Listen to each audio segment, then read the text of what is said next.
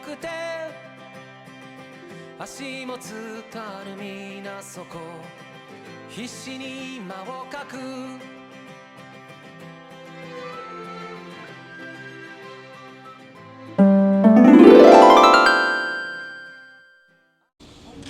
大家好，我係 Fergus。Hello， 我係 Becky。又見到大家啦！今日我哋喺呢一個水間寺、水間公園，一個朋友介紹。係啊，新朋友啊，叫 Wendy 嚇，同埋黎 Sir。係啦，佢介紹咗我哋嚟呢度。呢度咧就距離我哋住嘅地方咧，即係12分鐘嘅車程嘅啫，所以好快就嚟到。咁個環境都好好喎，多謝佢哋介紹我哋啦。係啦，因為佢哋唔喺住喺度。都清楚過我哋住喺度，係啊，咁呢度咧好多櫻花睇嘅，咁陣間一一同大家睇下。咁呢一度咧就會係比較近紅取丁嘅附近，比較平靜，但係比較靚啲嘅環境，好多櫻花開得好好嘅呢度都。咁呢個寺就相當之大嘅，都唔係細嘅喎，就好特別咯。好似呢度咁樣啦，你望埋去咧，其實咧係一個好宏偉嘅寺嚟嘅，即係唔係普通寺。佢個寺嗰個大嗰個程度咧，我覺得係名古屋咩觀音唔係好記得咗，同名古屋嗰個觀音寺呢一度反而仲覺得會大啲添。一入嚟之前咧就見到一棵好大好大嘅櫻花樹喺呢個位啦。跟住再入嚟呢一個位置啦，咁啊又要洗洗手先。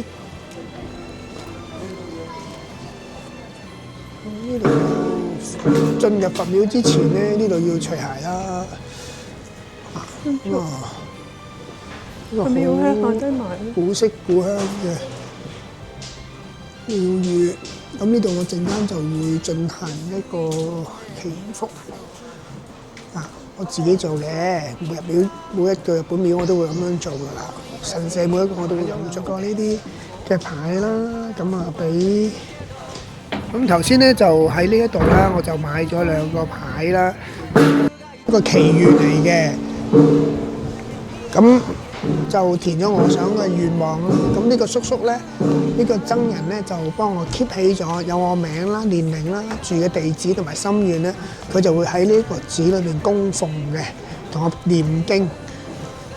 咁亦都好多謝呢個廟寺呢個廟嘅一個嘅僧人叔叔，唔該晒。其實咧呢段時間係3點50分，就佢哋要關寺啦。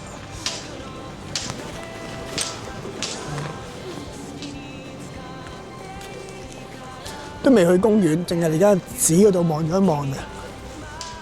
喺水間寺睇完一輪之後咧，咁望一望個地圖咧，我哋就想由呢一個嘅位置行過去呢度。咁我應該由呢度穿過去嘅。咁喺呢個行過去嘅期間咧，其實都好靚嘅。我相信都係唔差嘅。廟宇啦，一路穿過去啦，好，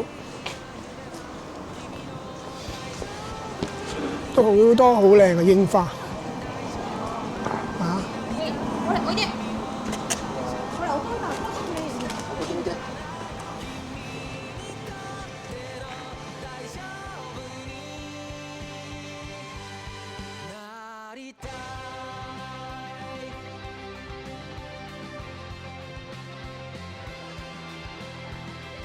好啦，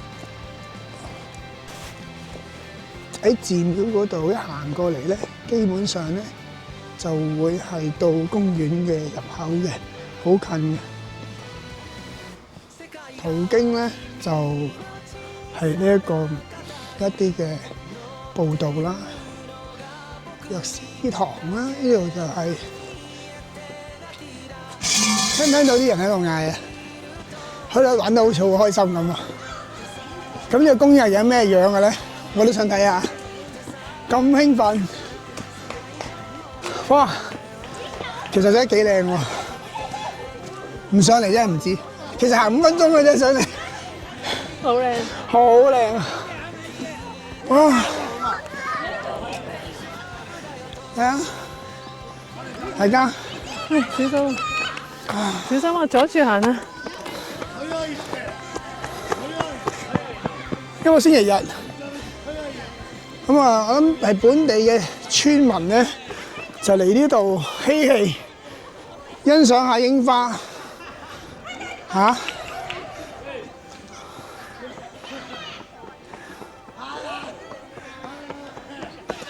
簡單嚟講咧，呢條咧就係叫做櫻花步道，就俾啲人喺度行啊，兩邊兩旁啊，都好舒服啊！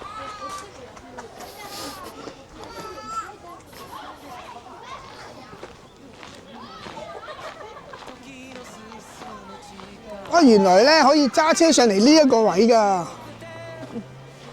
我哋拍咗喺寺廟嗰邊。啊！真係唔熟路，真係唔熟路。呢度都好靚喎，係嘛？嗯。好多喎，呢度都，成條路都係啊！呢度真係好舒服咯。嗱，若果真係好多呢啲咁樣嘅居民啊、市民嚟度玩嘅話咧，真係好正，好有生氣。嗰種哇，自來水添，任你用洗手。咁同埋咧，今日禮拜日。所以就應該人最多嘅時候，櫻花亦都係比較靚啲嘅時間嚟嘅，我相信亦都係。今日係4月6號，應該都屬於櫻花美期嘅啦，已經係。呢啲咁嘅情景咧，好似喺啲日本嘅漫畫、動漫嗰度見過嘅。點解咧？因為好多啲，其實喺韓劇都有嘅，好多一家大細喺公園嗰度玩啊，咁咪有一日㗎啦。咁有啲嗱，你諗下紮個營喺度咁樣，係一 day 㗎啦，已經係。咁當然啦，夜晚我相信佢都會離開呢個公園嘅。喺呢度行翻落去咧，就係頭先水間子啦。因為我哋拍咗一下地。係啦，冇錯。睇唔睇到啊？戀人聖地啊！咁啊，頭先我哋都經過戀人聖地上嚟嘅。唔好讀錯啊！係愛染橋啊！係即係戀人嘅聖地嚟嘅。而家我哋就喺呢一個水間公園大家下次自駕遊嚟到呢一度咧，記得嚟呢度行一行啊！尤其是係櫻花嘅季節。好多謝你哋大家睇到嚟呢度，記得 subscribe、like 同埋 share 啊！希望能夠下一次條片再見到大家。拜拜。拜拜。